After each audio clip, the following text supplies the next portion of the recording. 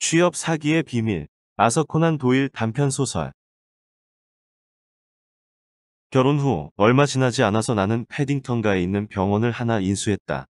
내게 그 병원을 판 사람은 파르콰르 씨였는데 한때는 매우 성공적인 병원을 운영하기도 했다. 하지만 나이가 들고 예전부터 알아오던 수전증과 근육 뒤틀림이 심해지면서 그의 병원 매출은 점점 줄어들었다. 다른 사람을 치료할 수 있는 사람이라면 당연히 자신은 완벽한 몸을 유지할 수 있어야 한다는 부자연스러운 인식이 대중에게는 만연했다. 특히 의사 자신이 처방한 약을 통해서 고칠 수 없는 질병을 가진 경우 사람들은 그 의사의 치유력에 대해서 삐딱한 시선을 유지하기 마련이었다. 내 전임자의 병세가 악화되어감에 따라서 그의 환자들 역시 줄어들었고 내가 그에게서 병원을 인수할 무렵 연간 수입은 1200파운드에서 300파운드로 급락한 상태였다. 하지만 나는 젊음과 힘을 가지고 문제의 병원을 예전처럼 번성하게 만들 수 있으리라고 확신했다.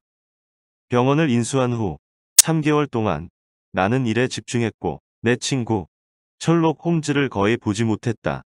내가 너무 바쁜 나머지 베이커 가를 방문하는 것이 힘들었고 홈즈 역시 자신의 직업과 관련된 일이라고 해도 방 밖으로 나오는 적이 드물었기 때문이었다. 그러므로 6월의 어느 아침 내가 아침 식사를 마치고 영국 의학 저널을 읽고 있는데 초인종이 울리는 소리가 들렸고 내 오랜 친구의 카랑카랑거리는 목소리가 들린 것은 상당히 놀라운 일이었다. 아, 내 친구 왓슨. 그가 거실로 들어오면서 말했다. 자네를 다시 보게 되어 정말 기쁘군. 그리고 지난번 사건에서 큰 흥분과 걱정을 겪었던 자네 부인이 완전히 회복되었을 것이라고 믿고 있어. 고마워. 우리 부부 모두 잘 지내고 있어. 내가 그의 손을 다정하게 잡고 흔들면서 말했다. 나도 한 가지 바라는 것이 있어. 그가 안락의자에 앉으면서 말을 이었다. 우리들만의 작은 추론적인 문제들에 대해서 자네가 가졌던 호기심이 지금의 병원 일 때문에 모두 사라지지는 않았기를 바라고 있어. 그렇지 않다고 확실히 말해주지. 내가 대답했다. 어젯밤에만 해도 나는 예전 수첩들을 들여다보면서 사건의 결과물들을 정리하고 있었다고. 그렇다면 자네의 사건 수집 활동이 완전히 끝나지 않았다고 생각해도 되겠군. 끝난 것과는 전혀 거리가 멀지. 몇 가지 새로운 경험을 바라는 것보다 좋은 것은 없을 거야. 그렇다면 예를 들어 오늘이라면 어떨까? 좋아, 오늘도 좋아. 자네가 원한다면 버밍엄처럼 먼 곳까지 가는 것도 괜찮을까? 확실히 좋아. 갈 필요가 있다고 자네가 말한다면. 그렇다면 오늘 병원 일은 어떻게 할 건가? 우리 옆 병원의 의사가 자리를 비울 때면 내가 대신 환자를 봐주고 있어. 그리고 옆 병원 의사라면 빚을 갚기 위해서 기꺼이 내 환자들을 봐줄 거야. 아, 좋아. 이보다 더 좋을 수 없겠군. 홈즈가 안락이자 깊이 몸을 기대면서 나를 바라보았다. 그의 눈썹은 이미 절반 정도 감긴 상태였다. 아무래도 자네가 최근에 건강이 좋지 않았던 것 같군. 여름 감기는 언제나 사람을 괴롭게 만들곤 하지. 지난주에 열이 너무 심해서 3일 동안이나 집에만 갇혀 지냈어. 하지만 나는 그 병을 앓은 흔적이 이제는 나에게 남아있지 않다고 생각했는데. 맞아. 흔적은 거의 없어. 지금의 자네는 놀라운 정도로 건강해 보이거든. 그렇다면 자네는 내가 병에 걸렸었다는 것을 어떻게 알아낸 거지? 아, 내 친구. 자네도 내가 사용하는 방법들을 잘 알잖아. 추리를 했다는 것이지. 확실히 그렇지. 그렇다면 무엇을 근거로 추리를 한 건가? 자네의 슬리퍼를 보고 알았지. 나는 그때 신고 있던 새 에나멜 가죽의 슬리퍼를 내려다보았다. 도대체 어떻게? 내가 말을 시작하려 했다. 그렇지만 내가 질문을 마치기도 전에 홈즈가 그것에 대답을 했다. 자네 슬리퍼가 새 거잖아. 그가 말했다. 아마도 몇 주 이상 신은 것이 아니겠지. 지금 이 순간 슬리퍼의 굽부분이 살짝 그을린 것이 내게 보이는군. 그래서 나는 슬리퍼가 젖었다가 말리기 위해서 불을 쪼인 것은 아닌가 생각했어. 하지만 발등 부분을 보면 신발 가게에서 사용하는 기호가 적힌 작은 종이 조각이 붙어 있어. 물론 습기 때문에 그 종이 조각이 일부 찢겨나간 것일 수 있겠지. 게다가 지금 자네는 벽난로 쪽을 향해서 다리를 쭉 뻗은 상태로 앉아 있어. 만약 완벽하게 건강한 사람이라면 한여름인 6월에 그렇게 젖은 상태로 지낼 리가 없었겠지. 다른 모든 홈즈의 추리와 마찬가지로 막상 그것이 설명되어지면 이번 추리 역시 너무나도 간명한 것이었다. 그는 내 표정을 보고 내 생각을 읽었다. 그리고 약간의 씁쓸함이 뒤섞인 미소를 지었다. 아무래도 자네의 여름 감기 이야기를 하면서 너무 많이 수다를 난 것 같군. 그가 말했다. 원인이 없는 결과야말로 가장 인상적인 현상들이지. 이제 버밍엄으로 갈 준비가 되었나? 왓슨, 그래. 당연하지. 무슨 사건인가? 기차 안에서 이야기해 줄게. 지금 바깥에서 의뢰인이 사륜마차를 타고 기다리고 있어. 지금 당장 출발할 수 있지? 잠시면 돼. 나는 옆 병원 의사에게 남기는 종이 쪽지를 쓰고 위층으로 달려 올라가서 아내에게 상황을 설명했다. 그리고 문가에서 나를 기다리고 있던 홈즈에게로 향했다. 자네 옆집도 병원이군. 그가 옆집 앞에 걸린 청동 안내판을 바라보면서 고개를 끄덕였다. 그래, 그 사람도 나처럼 기존의 병원을 인수한 것이지. 아주 오래된 병원이었나? 내 병원하고 같은 시기에 만들어진 것이야. 이 지역 주택들이 지어지면서 병원들도 같이 지어졌거든. 그렇다면 자네가 둘 중 더 나은 것을 확보한 것이겠군. 나도 그렇다고 생각해. 하지만 자네가 어떻게 알았지? 집 앞 계단을 보면 알지. 이 친구야. 자네, 내 병원 앞 계단이 저쪽 것보다 10cm는 깊이 파여 있잖아. 하지만 원래 하던 이야기로 돌아가자고.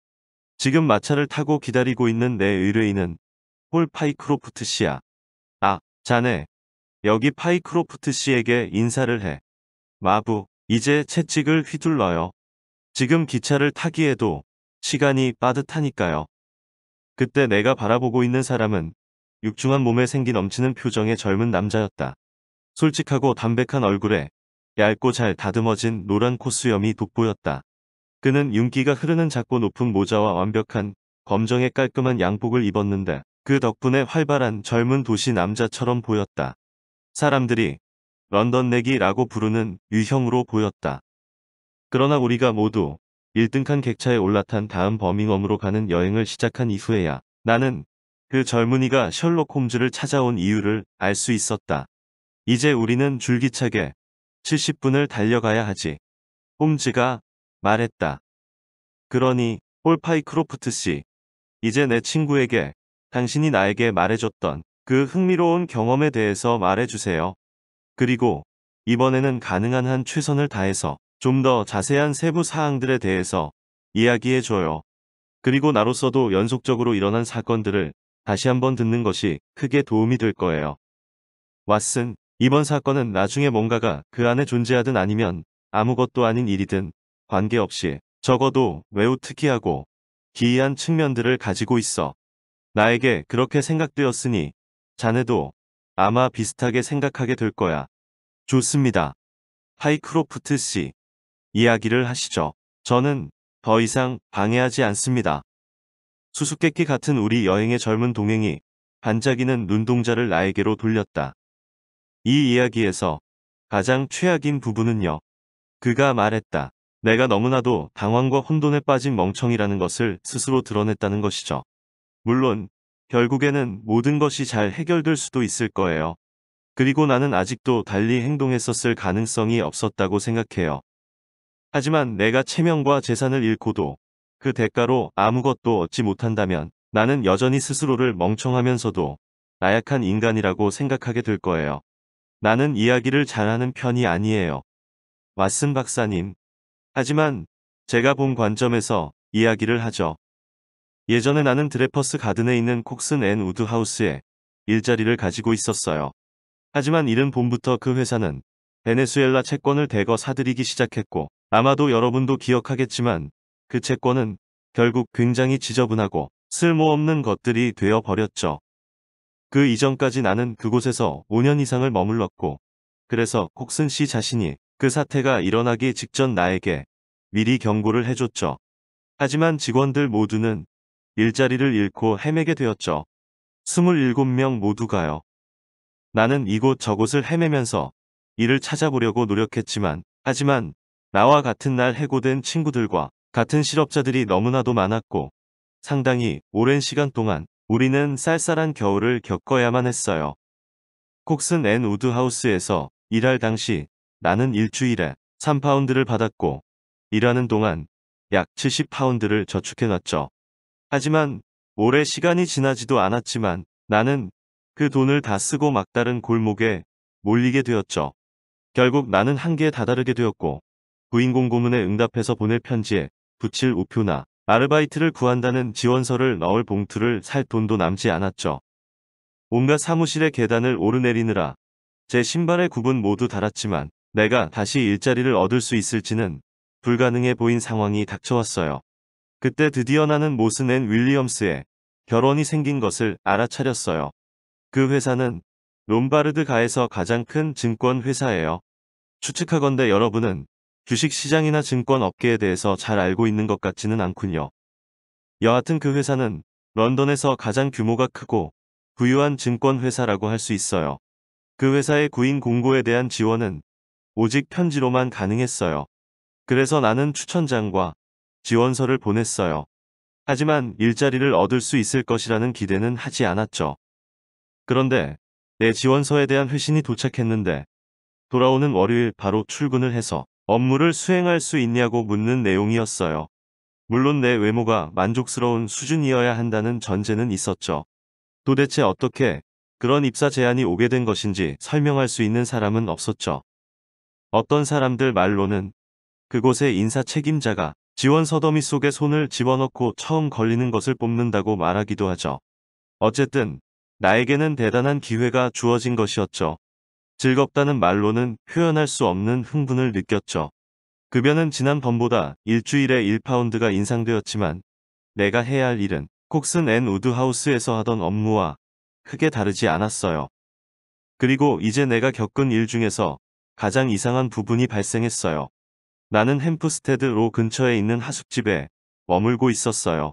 포터스 테라스 17번가예요. 그러니까 나는 새로운 일자리를 제안받은 날, 바로 그날 오후에 집 안에 앉아서 담배를 피우고 있었어요. 그리고 우리 하숙집 주인이 아서 파이너 컨설턴트라고 적힌 명함을 들고 내게 왔어요. 나는 그 이름을 그 전에는 들어본 적이 없었고 그런 사람이 도대체 나에게 뭘 원하는지 알 수도 없었죠. 하지만 물론 나는 글을 올려 보내달라고 집주인에게 부탁했죠. 그는 중간 크기의 키에 검은 머리와 검은 눈동자, 검은 턱수염을 가진 남자였어요. 윤기가 흐르는 코가 우뚝 솟아 있었죠. 그는 아주 활발하고 유쾌한 분위기를 풍겼고 매우 간결하게 말하는 법을 터득한 사람이었죠. 시간의 소중함을 잘 아는 그런 유형이었죠. 내 방으로 들어온 그가 말했어요. 폴 파이크로프트 씨가 맞나요? 그렇습니다. 내가 그에게 의자를 권하면서 대답했어요. 최근까지 콕슨 앤 우드하우스에서 일한 것이 맞나요? 맞습니다. 그리고 이제는 모슨 앤 윌리엄스의 직원이라고 들었습니다만 그렇다고 볼 수 있겠죠. 그러니까 제가 드리고 싶은 말은요. 그가 말을 이었어요. 당신의 재무적 능력에 대한 놀랍고도 훌륭한 이야기들을 몇 가지 들었습니다. 콕슨의 총책임자였던 파커 씨를 기억하시겠죠? 그는 자신의 이야기가 당신의 진짜 능력을 표현하기에는 부족할 정도라고 하더군요. 그가 말했어요. 물론 나는 그런 이야기를 듣게 되어 기분이 좋아졌죠. 나는 사무실에서는 언제나 집중해서 최선을 다하려고 노력하는 편이거든요. 하지만 런던 금융가의 누군가가 나에 대해서 그런 식으로 말할 것이라고는 상상조차 해본 적이 없었죠. 당신은 기억력이 좋은 편인가요? 그가 물었어요. 상당히 괜찮죠. 내가 아주 겸손한 태도로 대답했어요. 일을 그만둔 사이에도 주식시장에 대해서 관심을 가지고 지켜봤었나요? 그가 물었어요. 그래요. 매일 아침 주식 거래 목록을 확인했어요. 내가 대답했죠. 정말 내가 들은 말을 예시로서 보여주는군요. 그가 외쳤어요. 그렇게 해야 사람이 성장하는 법이죠. 혹시 당신을 좀 시험해봐도 되겠습니까? 그래요. 어디 보자. 에어샤이어스는 어떤가요? 그가 물었어요. 106.25에서 시작해서 105.78로 마감됐죠. 뉴질랜드 컨설리데이티드 회사는요? 104가 종가였죠. 브리티시 브로큰 힐스는요? 7에서 시작해서 7.6으로 마감됐어요. 놀랍습니다. 그가 손을 번쩍 치켜들더니 외쳤어요. 정말이지 내가 들었던 이야기 그대로군요. 세상에나, 당신은 모슨 앤 윌리엄스 같은 회사에서 하급 직원으로 일하기에는 너무 능력이 뛰어나요. 그가 환호성을 질렀어요. 그의 환호성 소리에 나는 약간 놀랐어요. 여러분들도 상상할 수 있겠지만요. 아, 그렇지만 내가 말했어요. 보통 사람들은 당신만큼이나 저를 높이 평가하지는 않아요. 파이너 씨, 나는 이번 새로운 일자리를 얻기 위해서 꽤 오랜 시간 싸웠어요. 그래서 그 자리를 얻게 되어서 아주 기쁘고요. 내가 대답했어요. 아, 그럴 리가요. 당신은 그보다 더 높은 것을 누려야만 해요. 당신은 원래 속해야 할 영역에서 일하고 있는 것이 아니에요. 그럼 이제 이 모든 것이 저와 무슨 상관인지 말씀드리죠. 물론 지금 내가 제안드리는 것 역시 당신의 진짜 능력과 잠재력에 비하면 결코 충분하다고 할 수 없어요. 하지만 내 제안을 모슨 앤 윌리엄스의 제안과 비교한다면 그것은 빛과 어둠 정도로 차이가 날 거예요. 그럼 보시죠. 당신은 언제부터 새 회사로 출근을 하나요? 그가 물었어요. 다가오는 월요일부터요. 내가 대답했어요. 아하, 그렇군요. 아무래도 당신이 그것으로 가는 것이 옳지 않다는 것에 대해서 적은 돈을 걸고 내기를 하고 싶군요. 모슨 앤 윌리엄스로 출근하지 말라고요? 그래요. 절대로 가지 말아요. 왜냐하면 바로 그날 당신은 프랑코 미들랜드 자파 회사의 사업부장이 되어 있을 거예요. 그 회사는 프랑스 전역의 마을과 도시에 134개 지점을 가지고 있는 회사예요. 물론 브뤼셀과 산레모에 있는 지점은 포함하지도 않은 숫자죠. 그 말을 듣고 나는 놀라서 숨을 제대로 쉴 수 없었어요. 나는 그 회사에 대해서 들어본 적이 없어요. 내가 말했어요. 그래요. 들어보지 못했을 것이라고 생각했어요. 모든 자본이 개인적이고 사적인 방법들을 통해서 조달되었기 때문에 아주 조용하게 발전한 회사거든요. 그리고 돈밖에 가진 것이 없는 어중이 떠중이가 알기에는 너무 훌륭한 회사죠. 우리 형인 해리 파이너가 그 회사의 창립자 중 하나예요. 형은 최고 책임자가 되면서 그 회사의 이사회의 일원이 되었죠. 우리 형은 내가 런던을 바닥까지 잘 알고 있다는 것을 깨닫고 높지 않은 급여로도 고용할 수 있는 훌륭한 젊은이를 구해달라고 부탁했어요. 젊고 추진력이 뛰어나고 활기가 넘치는 사람을 구해달라고 부탁했어요. 파커 씨가 당신에 대해서 내게 말을 했고 그렇게 해서 바로 오늘 밤 내가 여기에 오게 된 것이죠. 사실 우리는 부족하지만 우선 500파운드부터 시작하자고 제안하고자 해요. 1년에 500파운드라고요? 내가 놀라서 외쳤어요. 처음에만 그렇게 작게 시작하자는 것이죠. 그래도 당신 휘하의 영업사원들이 올린 매출의 1%에 해당하는 수수료를 가질 권리가 부여될 거예요. 그리고 그 수수료가 당신의 연봉보다 훨씬 높을 거예요. 내 말을 그대로 믿어도 좋아요. 그가 확신에 차서 나를 설득했어요. 하지만 나는 자파나 생활용품 같은 것에 대해서 아는 것이 없어요. 내가 대답했어요. 세상에나, 당신은 숫자에 대해서 알잖아요. 그리고 내 머릿속에서 웅웅거리는 소리가 들렸어요. 나는 의자에 앉아 있었음에도 불구하고 몸을 가만히 둘 수 없었어요. 하지만 갑작스럽게 차가운 의심이 내게 몰려왔어요. 하지만 아무래도 솔직히 말씀드려야 할 것이 있겠군요. 내가 말을 꺼냈어요. 분명히 모슨 앤 윌리엄스에서는 1년에 200파운드 밖에는 주지 않죠. 하지만 거기는 안전한 회사죠. 그렇지만 죄송하지만 당신네 회사에 대해서는 내가 아는 것이 전혀 없다 보니 아주 훌륭한 지적이에요. 그가 말했어요. 마치 극도의 즐거움에 가득 찬 듯한 말투였어요. 당신은 정말 우리에게 어울리는 사람이에요. 당신은 그냥 대충 말로 꼬여지는 사람이 아니군요. 아주 좋아요. 게다가 아주 사려 깊기도 하고요. 여기요. 여기 100파운드 지폐가 있어요. 만약에 당신이 우리와 함께하기를 원한다면 그냥 이 지폐를 주머니에 넣어요. 당신 연봉의 성금이라고 생각하면 돼요. 이거 참 멋진 제안이군요. 내가 대답했어요. 그리고 물었죠. 언제 내가 새로운 업무를 맡으면 되는 건가요? 내일 오후 1시까지 버밍엄으로 와요. 그가 말했어요. 지금 내 주머니에는 추천장이 하나 있는데 그것을 가지고 우리 형에게 가면 돼요. 코퍼레이션가 126B로 가면 우리 형을 만날 수 있을 거예요. 지금 영국 지점의 임시 사무실로 사용하는 곳이죠.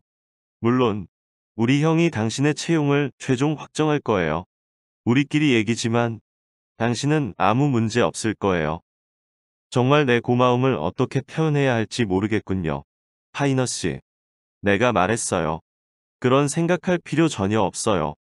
지금 당신은 응당한 대접을 받고 있는 거예요. 아, 그리고 몇 가지 사소한 것들이 있어요. 단순한 형식적인 것들이죠. 하지만 나로서는 당신과 미리 조율할 필요가 있는 것들이죠. 거기 바로 옆에 종이가 한 장 있죠. 거기에 내가 말하는 것들을 적어주는 친절을 베풀어줘요. 나는 프랑코 미들랜드 자파 회사의 사업부장으로 일할 용의를 가지고 있습니다. 이 직책에 대한 최소한의 급여는 연간 500파운드입니다. 라고 적어줘요. 그래서 나는 그가 시키는 대로 했고 그가 그 종이를 주머니에 넣었어요. 그리고 한 가지 더 사소한 것이 있어요. 그가 말했어요. 당신은 모슨 앤 윌리엄스에는 어떻게 알릴 생각인가요? 나는 너무 기쁨에 겨운 나머지 모슨 앤 윌리엄스에 대해서는 완전히 잊고 있었어요. 편지를 써서 사표를 제출할 거예요. 내가 말했어요. 나는 당신이 그렇게 하지 않기를 정말로 바래요. 사실 나는 당신과 관련해서 모슨 앤 윌리엄스의 인사 책임자와 말다툼을 조금 했어요. 여기 오기 전 나는 그 회사에 가서 당신에 대해서 물었어요. 그런데 그 인사 책임자가 아주 공격적으로 나를 대하더군요. 그가 나를 비난하면서 자신의 회사에서 잘 일하려는 사람을 속여서 빼앗아가는 것이라고 말하더군요. 정확히 그런 표현을 쓴 것은 아니었지만 비슷한 의미였죠. 그래서 마침내 나는 발끈해서 이야기를 했죠. 만약 정말로 훌륭한 사람을 원한다면 적어도 그들에게 어울리는 급여를 지불해야겠죠. 내가 그렇게 말했어요. 그러면 당신의 큰 돈보다는 우리의 적은 돈을 받을 겁니다. 그가 이렇게 대답했죠. 좋아요. 여기 5파운드를 내놓겠어요. 이걸로 내기를 하죠. 내가 그렇게 말했어요. 만약에 그가 내 제안을 받아들인다면 당신은 그로부터 한마디도 들을 일이 없을 것을 걸고 내기를 하죠. 좋습니다. 그가 말했어요. 우리가 그를 빈민굴에서 구했으니 우리를 그리 쉽게 떠나지는 못할 겁니다. 그가 그렇게 말하더군요. 그런 뻔뻔한 악당 자식이라니. 내가 외쳤어요. 내 평생에 그렇게 무례하고 비열한 사람은 처음이군요. 내가 그런 사람에게 신경을 쓸 필요가 없겠군요. 만약 당신이 조언한다면 나는 그에게 편지를 쓰지 않겠어요. 좋습니다. 좋아요. 그렇게 약속해줘요. 그가 말했어요. 그러더니 안락의자에서 일어났어요. 어쨌든 나는 우리 형을 대신해서 당신처럼 훌륭한 사람을 구하게 되어 정말 기뻐요. 여기 당신의 연봉에 성금 100파운드가 있어요. 그리고 내 추천장도요. 그리고 버밍엄 코퍼레이션가 126B 번지를 적어놔요. 내일 오후 1시가 당신의 약속 시간이에요.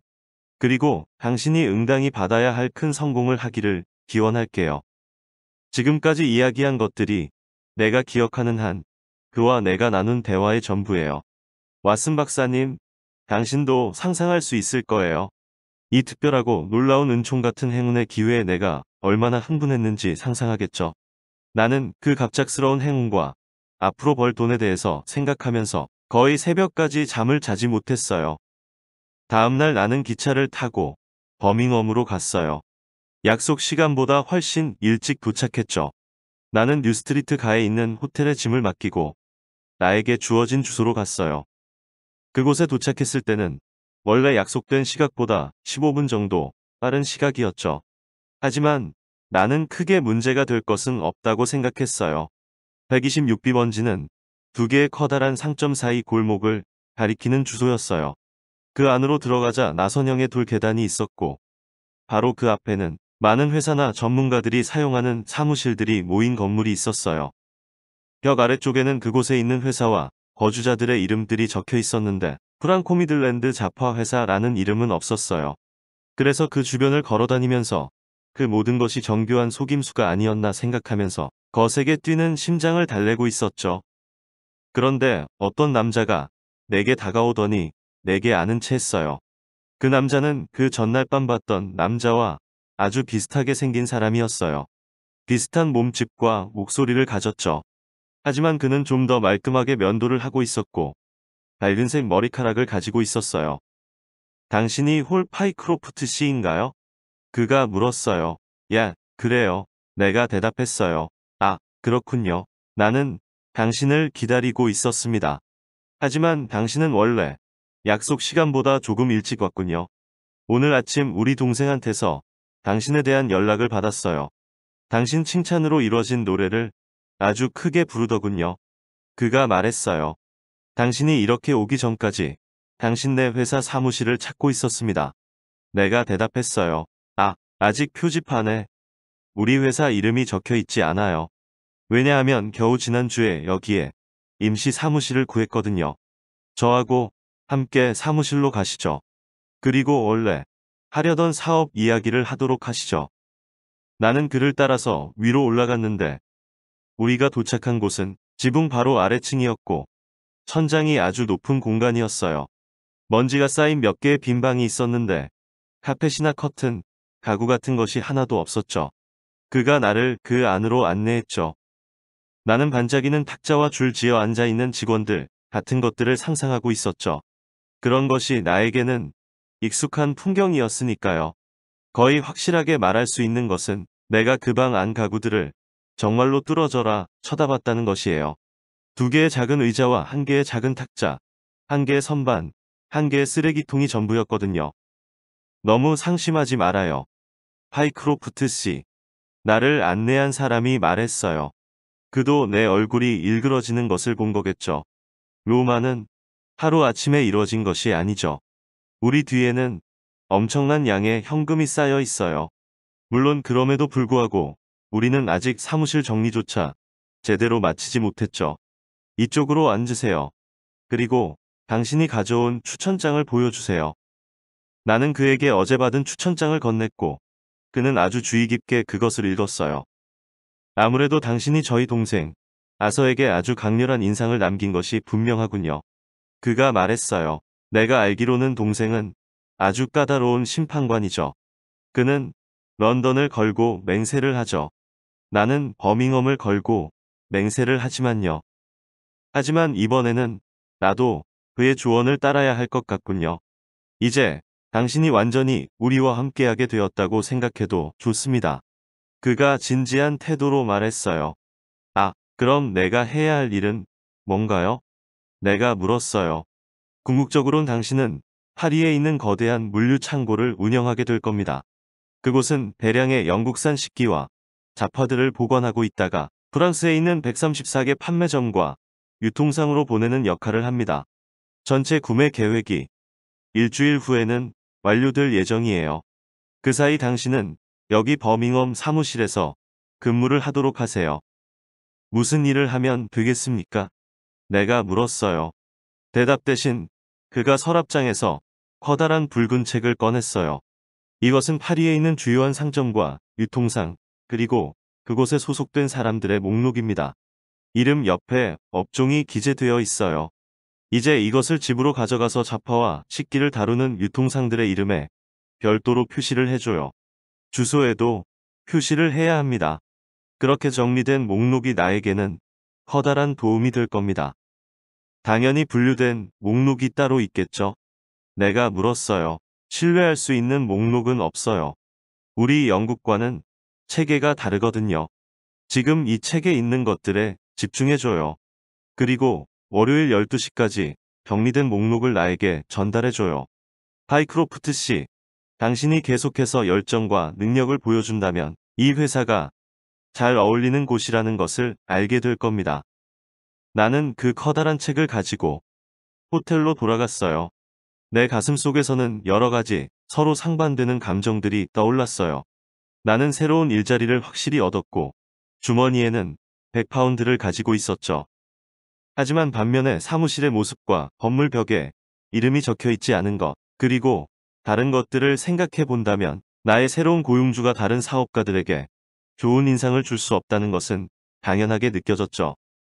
하지만 앞으로 무슨 일이 일어나든 나는 돈을 받았으니 그것으로 된 것이라는 생각이 들었어요. 그래서 나는 책상 앞에 자리를 잡았어요. 일요일 내내 일에 몰두했지만 월요일까지 겨우 H로 시작되는 지점까지 정리를 마쳤어요. 나는 새로운 고용주를 다시 찾아갔고 여전히 지저분한 사무실에 앉아 있는 그에게 수요일까지 일을 마칠 수 있겠다고 보고했어요. 그리고 그날 다시 사무실로 가겠다고 약속했어요. 수요일에도 여전히 정리는 끝나지 않았고 그래서 나는 다시 금요일까지 업무를 완료하겠다고 미뤘어요. 그리고 금요일이 바로 어제였죠. 나는 다시 그 책을 가지고 해리 파이너 씨에게로 갔어요. 아주 고마워요. 그가 말했어요. 아무래도 업무의 어려움을 내가 과소평가했던 것 같군요. 이 정리된 목록은 나에게는 아주 큰 도움이 될 겁니다. 꽤 오랜 시간이 걸렸군요. 내가 말했어요. 그리고 이제 필요한 것이 또 있습니다. 그가 말했어요. 식기를 판매하는 가구 상점의 목록을 정리해 줬으면 좋겠어요. 좋아요. 알겠습니다.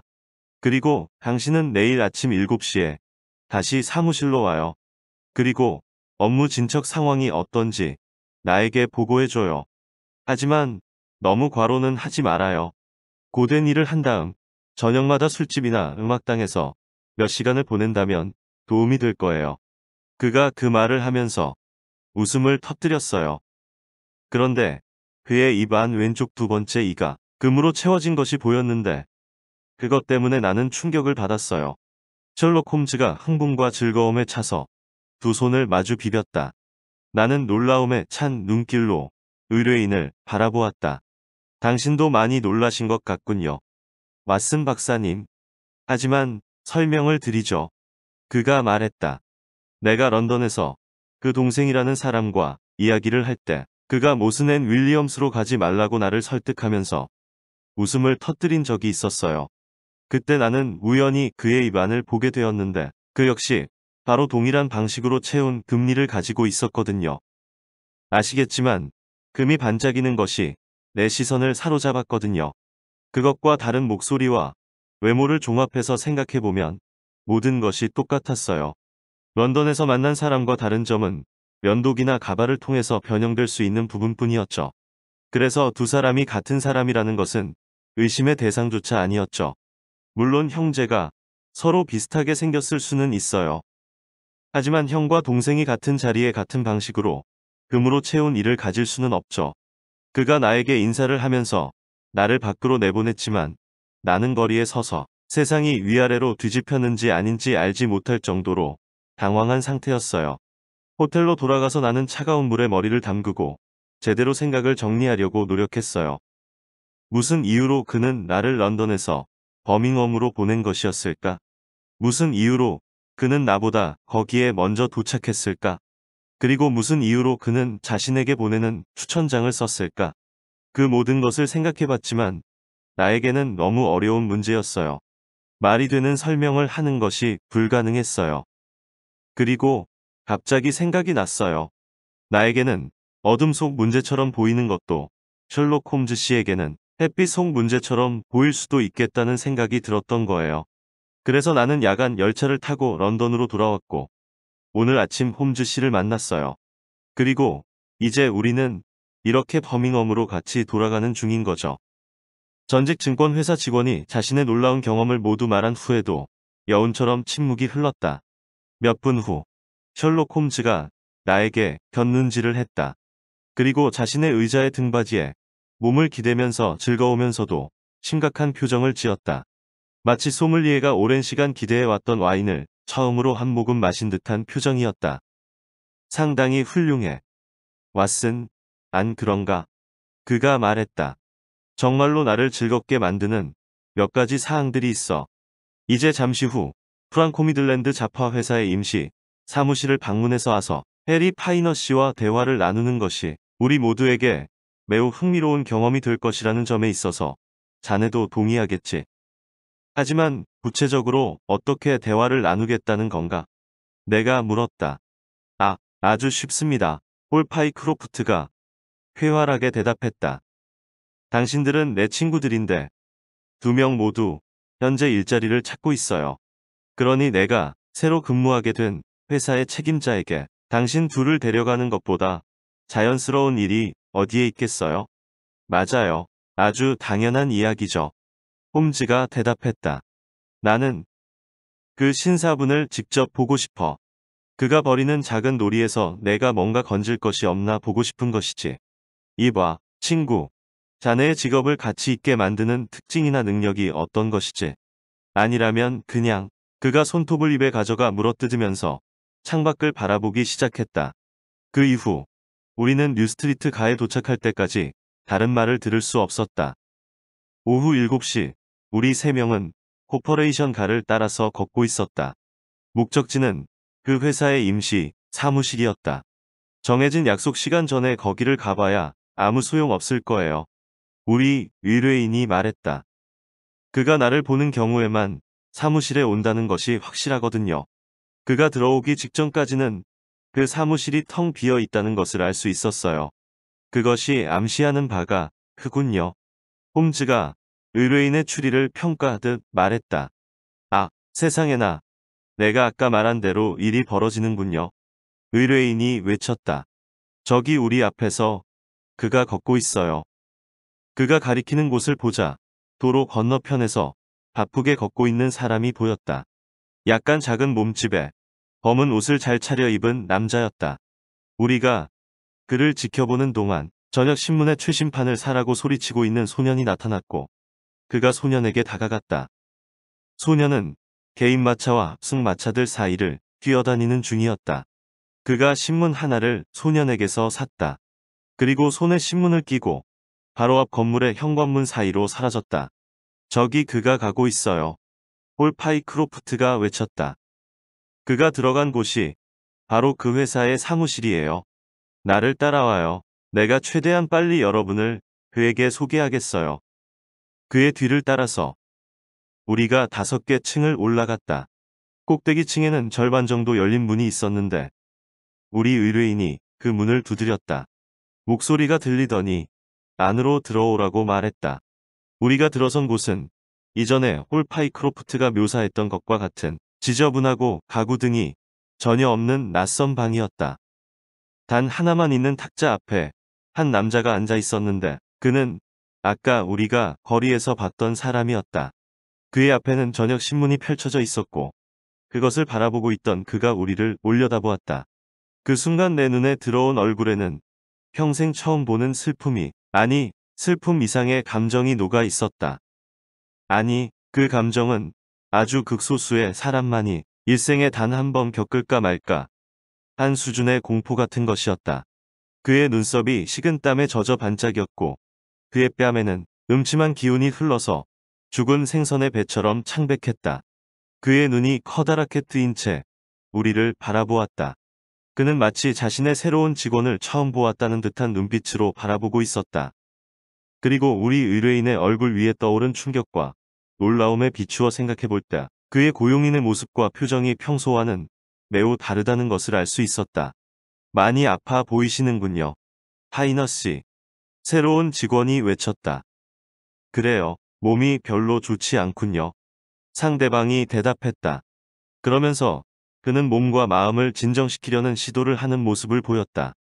그가 말을 하면서도 건조한 입술을 빠는 것이 보였다. 당신이 데리고 온 이 신사분들은 누구신가요?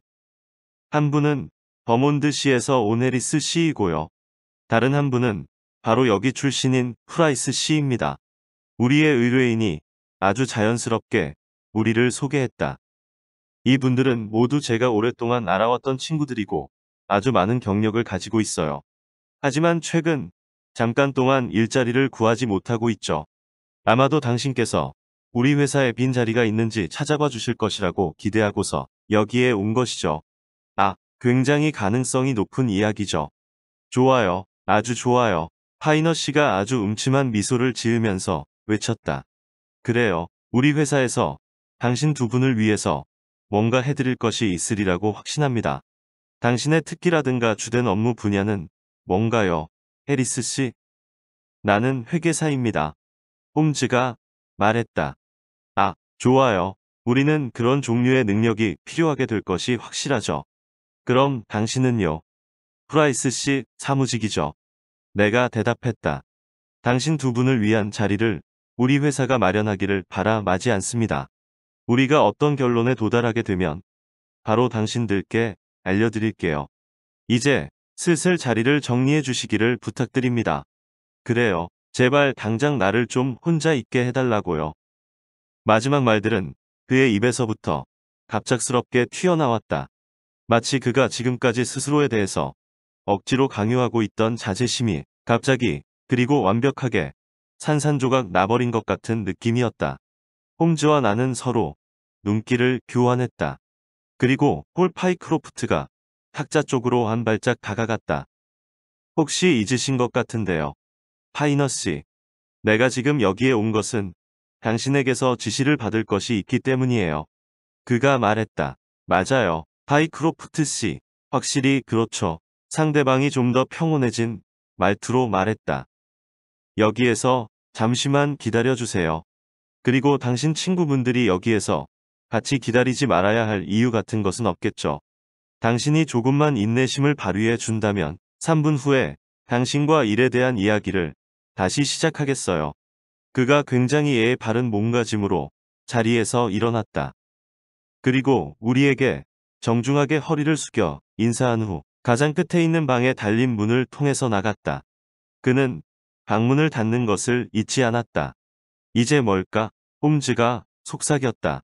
그가 우리를 따돌리고 사라지는 것일까? 불가능해요. 파이크로프트 씨가 홈즈의 추리에 대답했다. 왜 그런가요? 저 방문은 안쪽 방으로 통하는 것이거든요. 출구는 없나요? 없어요. 가구나 다른 설비 같은 것은요? 어제까지는 빈 방이었어요. 그렇다면 도대체 그는 뭘 하고 있는 걸까요? 이런 식으로 일이 벌어지면 나로서는 이해할 수 있는 것이 전혀 없군요. 만약에 공포심에 몸이 세 조각으로 분리된 사람이 있다면 그 사람의 이름은 바로 파이너가 될 겁니다. 도대체 무엇 때문에 그가 저렇게 떨고 있는 것일까요? 아마도 우리가 탐정이나 형사라고 생각하는 걸 거야. 내가 의견을 제시했다. 바로 그거예요. 파이크로프트가 외쳤다. 홈즈가 고개를 저었다. 그는 창백해진 것이 아니었어요. 우리가 방 안으로 들어왔을 때 그는 이미 창백한 상태였어요. 그가 말했다. 아마도 가능한 설명 중에 하나는 바로 그 순간 안쪽 방문 뒤에서 뭐가 쾅쾅거리는 소리가 들려서 그의 말이 끊겼다. 도대체 무슨 이유로 그는 자신이 들어간 방문을 두드리고 있는 것일까요? 의뢰인이 물었다. 또다시 좀 더 큰 소리로 쾅쾅거리는 소리가 들렸다. 우리는 닫힌 방문을 기대에 찬 눈빛으로 바라보기 시작했다. 홈즈를 흘끗 살펴보자 그의 얼굴이 긴장으로 굳어지는 것이 보였다. 그가 흥분과 몰입감에 젖어서 앞으로 몸을 기울였다. 그러더니 물이 콸콸 흐르고 물로 입을 헹궈내는 듯한 소리가 낮게 울려 퍼졌다. 그리고 목재로 만들어진 물건 위를 거칠게 두드리는 소리가 들렸다. 홈즈가 미친 듯이 앞으로 뛰어나가더니 방을 가로질러서 그 방문을 밀어젖혔다. 그 방문은 안쪽에서 잠겨 있었다. 홈즈가 먼저 체중을 실어서 방문 위로 몸을 던졌고 나와 파이크로프트 씨 역시 그를 따라서 방문의 몸을 경첩 하나가 뚝 하고 부러졌고 다른 경첩 하나가 그 뒤를 이었다. 그러면서 쾅 하는 소리와 함께 방문이 뒤로 넘어졌다. 그 위로 뛰어든 우리가 안쪽 방 안으로 들어갔다. 그 방은 비어 있었다. 하지만 바로 다음 순간 우리가 착각했음이 밝혀졌다. 방 한쪽 구석에, 즉 우리가 떠나온 방에서 가장 가까운 쪽 구석에 또 다른 문이 있었다. 홈즈가 그쪽으로 도약해서 손잡이를 뒤로 잡아당겨 열었다. 외투와 자켓을 걸친 형체가 바닥에 늘어져 누워 있었다. 방문 뒤에 갈고리가 걸려 있었고 거기에 멜빵이 연결되어 있었는데 멜빵은 프랑코 미들랜드 자파 회사의 총 책임자의 목을 조르고 있었다. 그의 무릎이 꺾여 있었고 그의 머리가 끔찍한 각도를 이루고 가슴 쪽으로 숙여져 있었다. 그의 발꿈치가 방문을 치는 소리가 바로 아까 전 우리의 대화를 끊기게 만들었던 소리였다.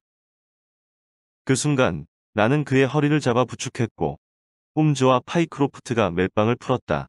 멜빵이 풀린 자리에는 피부 위로 생생한 붉은 주름이 잡혀 있었다. 그리고 우리는 그를 운반해서 옆 방으로 갔다. 처음 발견한 후 5분 동안 그는 시체 같았지만 시간이 흐르자 다시 숨을 내쉬기 시작했다. 그의 얼굴은 검은 상태였고 숨을 쉴 때마다 씩씩거리는 소리가 났다. 그는 어떻게 될 것 같은가? 왓슨, 홈즈가 물었다. 나는 그의 몸 위로 고개를 숙이고 그를 검사했다. 그의 맥박은 약했고 불규칙적이었지만 그의 호흡이 점점 길어지고 있었다. 그의 눈꺼풀이 살짝 흔들렸는데 그 틈으로 하얀색 눈동자가 보였다. 정말로 위험한 상황이었어. 내가 말했다. 하지만 이제 살 수 있을 거야. 저기 창문을 열어. 그리고 그 물병을 나한테 건네줘. 나는 그의 칼날을 느슨하게 풀고 차가운 물을 그의 얼굴 위에 뿌렸다. 그의 호흡이 충분히 길어질 때까지 그의 팔을 천천히 들었다가 내렸다가 하는 동작을 반복했다. 이제는 시간 문제일 뿐이야. 내가 그에게서 몸을 떼고 말했다. 홈즈는 탁자 옆에 서 있었다.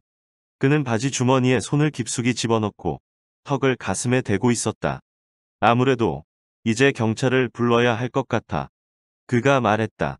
하지만 솔직히 말하자면 경찰이 오기 전에 이 상황을 모두 설명할 수 있는 방법을 찾았으면 하는 것이 내 바람이야. 이건 정말로 알 수 없는 수수께끼처럼 보이는군요. 적어도 나에게는요. 파이크로프트 씨가 머리를 극적이면서 중얼거렸다. 그들이 뭘 원한 것인지는 모르겠지만 그들은 나로 하여금 여기까지 오게 만들었어요. 그 다음에는 모든 것이 명료하기는 하죠. 홈즈가 불안한 듯 말했다. 하지만 이 마지막에 갑작스러운 행동은 별개의 문제예요. 그렇다면 나머지는 모두 이해했다는 것인가요? 의뢰인이 놀라서 물었다. 내 생각에는 모든 것이 상당히 명백합니다. 자네 생각은 어떤가? 왓슨. 나는 어깨를 으스겼다. 내 능력과 판단의 범위를 넘어섰다고 말할 수밖에 없겠군. 내가 말했다. 아, 만약에 모든 사건들을 함께 고려한다면 그 모든 것들이 단 한 가지 결론으로 귀결된다는 것을 알 수 있지. 지금까지의 모든 사건들이 어떤 식으로 설명된다는 것이지. 그러니까 모든 일들은 딱 두 가지 핵심으로 좁혀질 수 있어. 우선 첫 번째 핵심은 파이크로프트 씨로 하여금 이 터무니없는 회사에 입사하겠다고 선언하는 서류를 쓰게 만든 것이야. 바로 이 핵심이 어떤 것을 의미하는지 보이지 않나? 아무래도 지금 무슨 소리를 하는 것인지 모르겠어. 좋아. 왜 그들은 파이크로프트 씨로 하여금 그 일을 하게 만들었을까? 보통 입사 제안과 동의는 말로 이루어지기 때문에 사업적인 측면에서 그런 부탁을 한 것은 아니야. 이번 건에 대해서만 예외가 필요하다는 사업적인 이유는 전혀 없다는 것을 생각해보라고. 파이크로프트 씨, 당신은 그들이 당신의 필체 표본을 얻어내려고 그토록 노력한 것임을 모르겠어요. 그들로서는 다른 방법이 없었다는 것도요. 그렇다면 무슨 이유로요? 맞아요. 왜 그런 것일까요? 우리가 이 작은 문제를 풀어감에 따라서 그 질문에 대한 답변을 찾을 수 있을 겁니다. 왜냐고요? 적당하고 합리적인 이유는 단 한 가지밖에 없어요. 누군가 당신의 필체를 모방하려고 한 겁니다. 그러니 가장 먼저 획득해야 하는 것은 당신 필체의 표본이었겠죠. 이제 우리가 두 번째 핵심에 대해서 생각해 본다면 두 가지 핵심이 서로를 명확하게 설명하고 보완해 준다는 것을 알 수 있을 겁니다. 두 번째 핵심은 파이너가 당신으로 하여금 모슨 앤 윌리엄스에 정식으로 사직서를 제출하지 말라고 말렸다는 것입니다. 그렇게 함으로써 그 회사 사람들은 폴 파이크로프트 씨가 자신의 회사에 출근할 것이라고 기다리게 되었죠.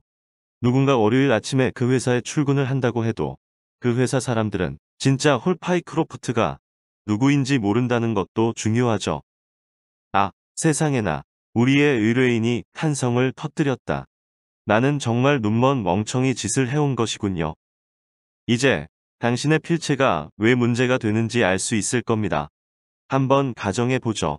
만약 누군가 당신 일을 하기 위해서 모슨 앤 윌리엄스에 출근을 했는데 그 사람이 지원서에 쓰여진 글씨와 다른 필체를 가지고 있다면 그는 금방 정체가 들통났겠죠. 하지만 출근 전에 이 악당은 당신의 필체를 모방하는 법을 배웠죠.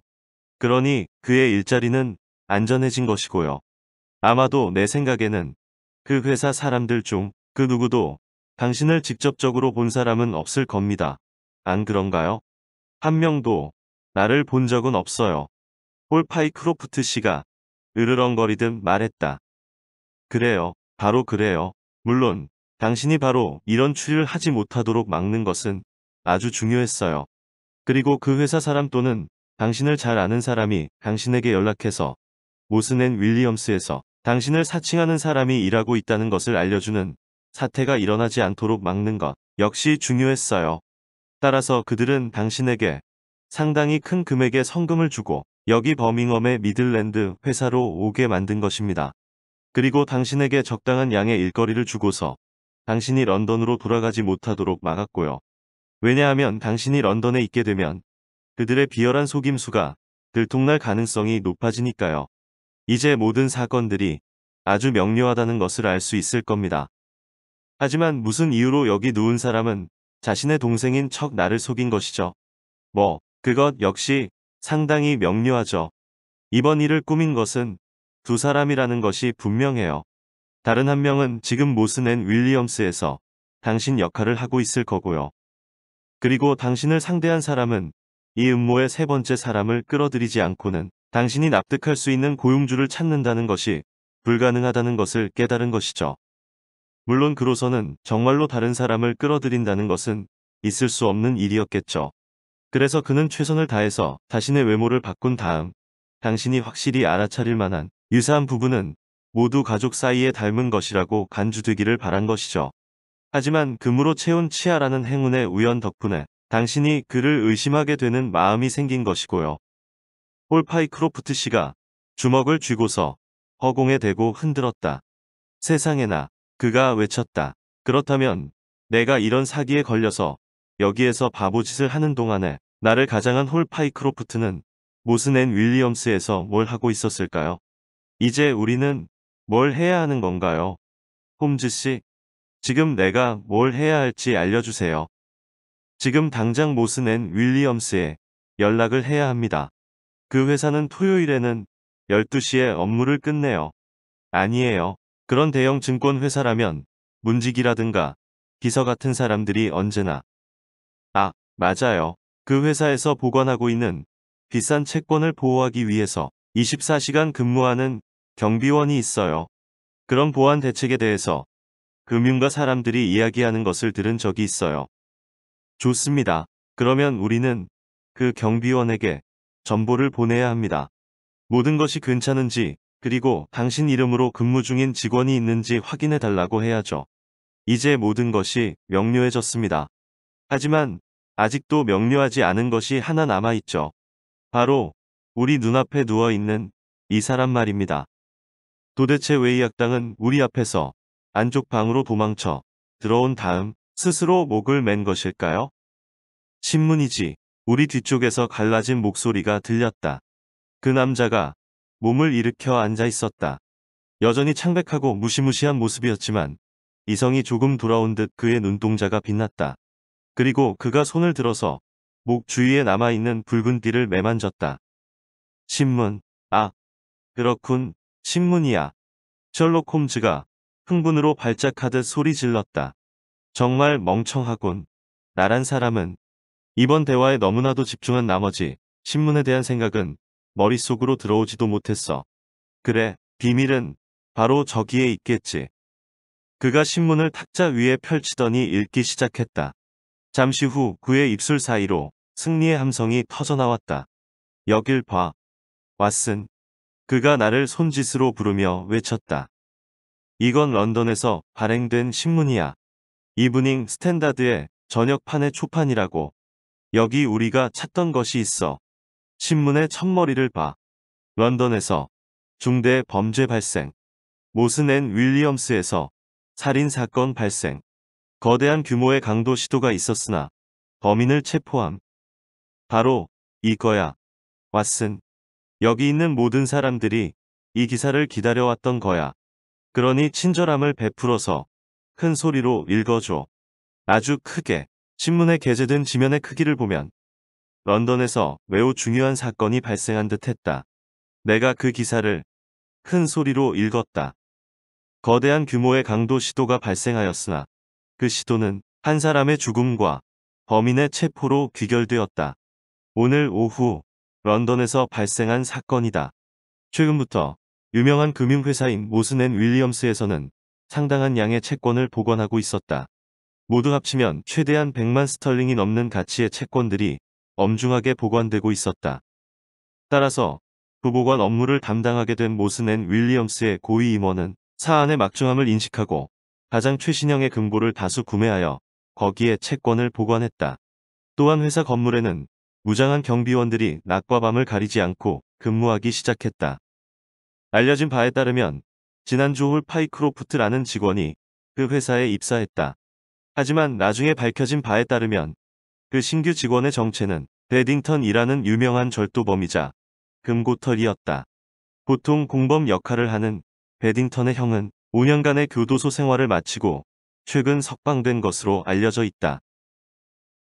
아직까지 구체적인 방법이 밝혀진 것은 아니지만 그는 그 회사의 정규 직원으로 입사하는데 성공했고 근무하면서 여러 가지 자물쇠와 잠금 장치의 복사본을 확보했다. 또한 그는 금고와 밀폐 공간의 정확한 위치를 알아내는 데도 성공했다. 모슨 앤 윌리엄스의 직원들은 토요일에는 정오경에 퇴근하는 관습을 가지고 있다고 알려져 있다. 따라서 토요일 오후 1시 10분경 런던 경시청의 투송 경사는 커다란 가방을 가지고 사무실에서 내려오는 사람을 보고 놀라게 되었고 그 사람을 의심하게 되었다. 경사는 그 남자를 미행했고 홀론 순경의 도움을 받아서 격렬한 격투 끝에 그 남자를 체포했으나 범인은 체포 직후 사망했다. 그리고 즉각적으로 사상 최대 규모의 강도 사건이자 가장 대담하다고 보이는 사건의 실체가 드러났다. 10만 파운드의 가치를 지닌 미국 철도 채권과 거액의 기타 광산과 회사의 무기명 채권 범위가 그 가방에서 발견되었다. 그 회사의 건물을 조사하는 과정에서 불운한 경비원의 시체가 가장 커다란 금고 안에 억지로 우겨 넣어진 것이 발견되었다. 만약 투송경사의 시의적절하고 신속한 행동이 없었다면 그 시체는 다음 업무가 재개되는 월요일 아침까지 발견되기 힘들었을 것이다. 그 경비원의 머리뼈는 완전히 부셔진 상태였는데 검시관에 의하면 뒤쪽에서 부직갱이 같은 것으로 내려친 것으로 추측된다. 베딩턴이 정오에 퇴근을 했다가 뭔가를 두고 온 것처럼 가장해서 다시 사무실로 들어간 다음 경비원을 살해한 것이 확실해 보인다. 그는 재빨리 커다란 금고를 연 다음 약탈물을 챙겨서 떠난 것이다. 보통 그와 함께 범죄를 저지르는 것으로 알려진 그의 형은 경찰에 의해 확인된 바에 따르면 이번 범죄에는 참여하지 않은 것으로 보인다. 그러나 경찰은 여전히 그의 행방에 대해서 집중적인 수사력을 경주하고 있다. 그렇군요. 어쩌면 우리는 이 방향에 있어서는 경찰들의 수고를 조금 덜어줄 수도 있겠군요. 홈즈가 창문 옆에 기운 잃은 자세로 몸을 기대고 있는 사람을 바라보면서 말했다. 정말로 인간의 천성은 특이할 정도로 여러 가지 것들이 혼합된 결과물이지. 왓슨. 악당이자 살인자일지라도 그가 죽었다는 소식을 들었을 때 형제가 자살을 시도할 정도의 애정을 일으킬 수 있거든. 하지만 지금 해야 할 일이라는 측면에서 우리에게는 다른 선택지가 없어. 이 의사 선생님과 나는 여기에 남아서 저 사람을 지키고 있겠습니다. 폴 파이크로프트 씨. 밖에 나가서 경찰을 불러주시면 감사하겠습니다. 부탁드리죠. 취업 사기의 비밀. 아서 코난 도일 지음. 위즈덤 커넥트 편엠.